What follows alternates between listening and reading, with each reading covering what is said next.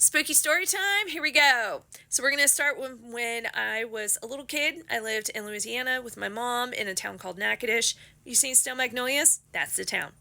I lived in a trailer park. It was surrounded by this huge set of woods and these old farms and old farm homes surrounding it. And the Northwestern State University was on the other side. They owned the woods. It was like for research and stuff like that. There was also an old cabin that they used that had one of those really big old-fashioned water wheels. And it was a huge pond in the center. Well, when I was a kid, my mom could never figure out who I was playing with, but she would always hear me giggling and laughing when I would run out to play in the woods. She would let me play because she knew it wasn't that dangerous. But I would always go out there and play, and I would come back and tell her about all of my adventures with my new friends.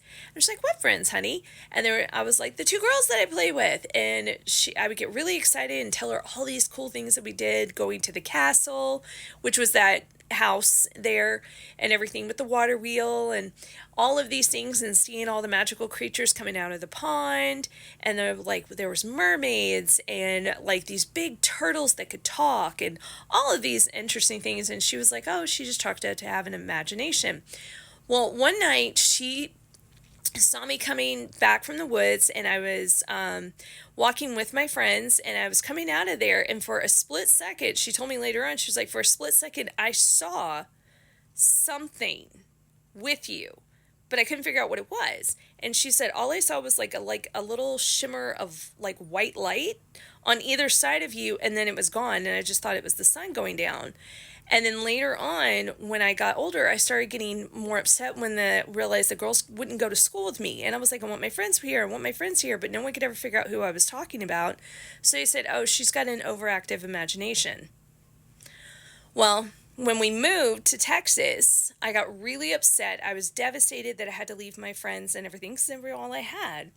And we moved to Texas, and a year later, we had come back home to Louisiana to visit family and visit some friends there and everything like that. And when I went there, I went looking for my friends, and I couldn't find them. And I was devastated. I went all through the woods, couldn't find them. I didn't know where they were.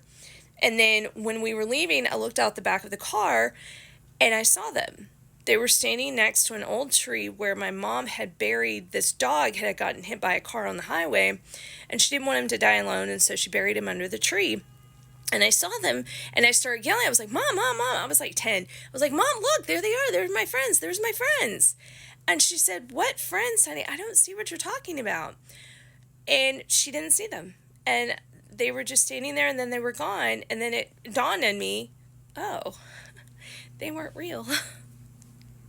So I went researching later on. I tried to look up the history of that area and everything. There was nothing there about two little girls that possibly had died or everything.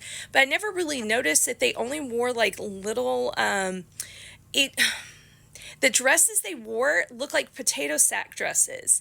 If you know anything about the old ways they used to do flour, or when you could buy flour, pounds and pounds of flour, well, the flour companies would make flour sacks and make them with these pretty prints, especially during the Depression and stuff like that, so they could make clothes, so little girls could have dresses. And I remember what they looked like because my grandma had shown me pictures of it, and that's what they were dressed in. And I thought, so yeah, my best friends, when I was a kid, were dead. So, yeah, spooky story time. I can't wait to tell you guys the ones from New Orleans. You're going to freak out. Stay tuned.